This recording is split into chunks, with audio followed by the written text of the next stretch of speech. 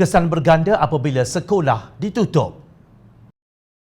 Ketika mencelah ucapan Datuk Seri Anwar Ibrahim rang Undang-Undang Perbekalan Belanjawan 2021, Ahli Parlimen Pakatan Harapan Kuantan, Fuziah Saleh mengeluh mengenai sekolah-sekolah di Pahang yang ditutup walaupun di negeri yang tiada Perintah Kawalan Pergerakan Bersasar atau PKPB sedangkan ibu bapa bekerja. Ahli Parlimen Simpang Renggam Dr. Mazlim Malik pula menyarankan supaya satu ahli jawatan kuasa untuk menangani isu pendidikan dibentuk. Mengulas mengenainya, Anwar berkata, Mazli lebih tahu mengenai isu pendidikan. Isu pendidikan merupakan isu bersama. Ia merupakan kepentingan negara dan kepentingan rakyat dan akan menjamin kelangsungan masa depan negara itu sendiri. Jadi ini cadangan saya, minta pandangan Pak Dixon. Terima kasih.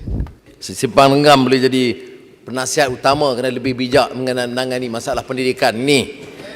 Lebih prihatin, tahu kalau bercakap soal online, tahu komputer ada tidak.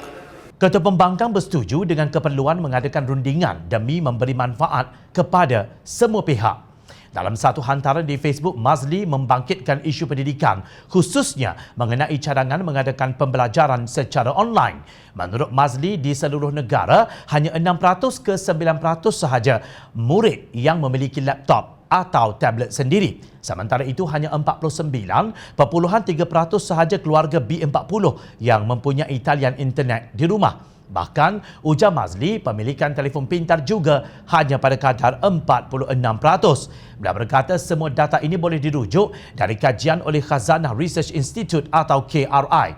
Ini realiti yang harus kita terima ketika hampir 4.9 juta anak-anak seluruh negara terpaksa berada di rumah dan perlu melaksanakan kelas dalam talian, kata bekas Menteri Pendidikan itu dalam satu kenyataan. Bila mengakui keseriusan isu pandemik COVID-19 yang menyerang semua negara di dunia dan kesannya kepada kanak-kanak sekolah. Benar, pandemik COVID-19 ini melanda seluruh dunia. Namun kita juga harus segera beradaptasi. Realiti yang kita hadapi tidak memungkinkan anak-anak kita untuk belajar dengan selesa di atas talian, ujarnya. Beliau bersetuju bahawa untuk warga yang terjejas dengan pandemik, isu ekonomi adalah isu utama. Namun beliau melihat isu anak-anak kecil yang masih belum boleh membaca dan yang menunggu untuk menduduki ujian SPM, semuanya begitu kabur.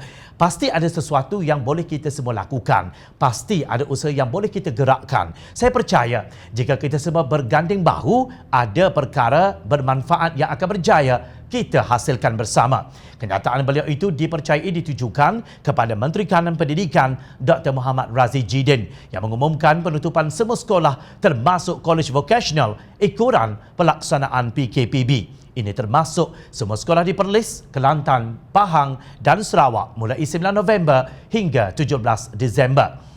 Dalam kenyataan berasingan di Facebooknya, Anwar menyifatkan keputusan Kementerian Pendidikan berkaitan penutupan sekolah dibuat tanpa mengambil kira nasib pengusaha kantin. Saya ambil maklum mengenai lebih 10,000 pengusaha kantin di seluruh negara terkesan ekoran keputusan penutupan sekolah sehingga 17 Disember ini. Ini dikhawatiri memaksa mereka untuk gulung tikar akibat ketidakmampuan menanggung bebanan kos operasi harian.